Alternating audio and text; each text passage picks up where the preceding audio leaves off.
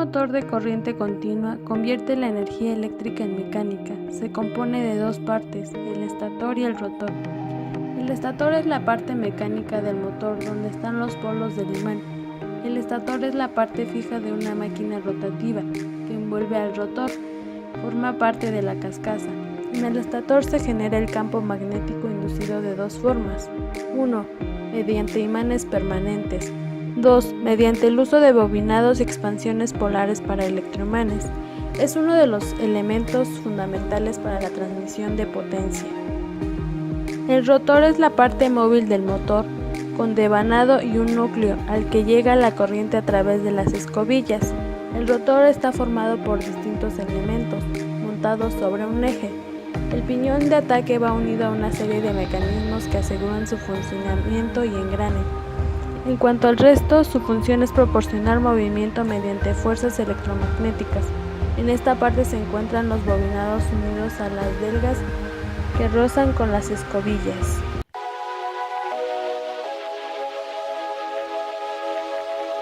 Cuando la corriente eléctrica circula por el devanado del rotor, se crea un campo electromagnético.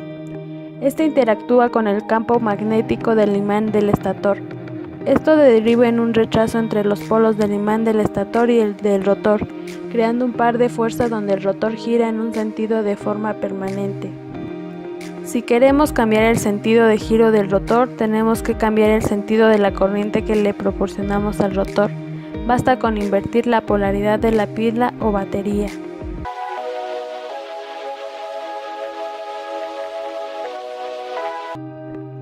L293D. Para controlar un motor DC desde Arduino tendremos que usar un driver para motores para proporcionarle más corriente al motor, ya que las salidas del Arduino solo dan 40 mA.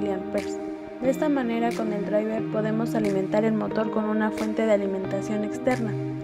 El L293D es un integrado para controlar motores DC que usa el sistema de puente H.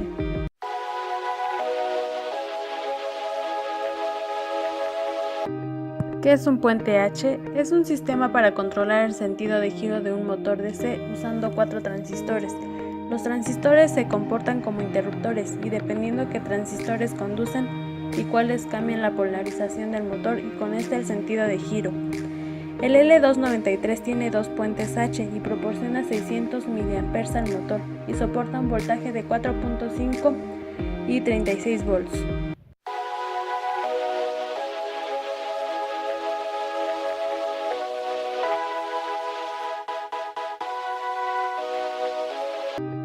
Materiales: Arduino Uno, motor DC, potenciómetro, L293D, driver para motor, fuente de alimentación externa. Para controlar la velocidad de giro utilizaremos un potenciómetro. Para hacerlo, sabemos que hay que conectar los pines 2 y 7 del L293 desde dos salidas del Arduino. Estas dos salidas habrá un potenciómetro en cada una, pero tenemos que invertir un potenciómetro. ¿Qué quiere decir invertir? Pues que cuando un potenciómetro tenga un pulso a un valor alto, en el otro potenciómetro el mismo pulso será valor bajo. 5, 12, 13 de L293D será enviada a su tierra. Juntamos la tierra del Arduino y de la fuente de alimentación externa. El pin 8 del L293D lo conectaremos a 9 voltios de la fuente de alimentación externa, ese voltaje que proporciona el motor. El pin 16 del L293D a 5 voltios es la alimentación del L293D, puede alimentarse directamente desde el Arduino. El potenciómetro puede ser de cualquier valor. Este va conectado su patita derecha a tierra, la del medio a polo analógico y la de la izquierda a 5 voltios.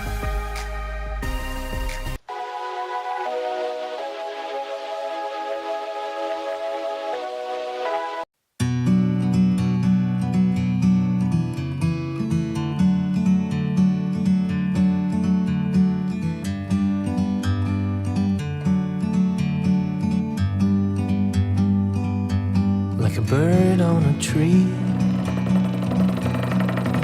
I'm just sitting here. I got time. En esta práctica no se presentó ninguna problemática. En esta práctica del motor DC con velocidad controlable, sus aplicaciones son muy comunes en diversos campos y de mucha utilidad.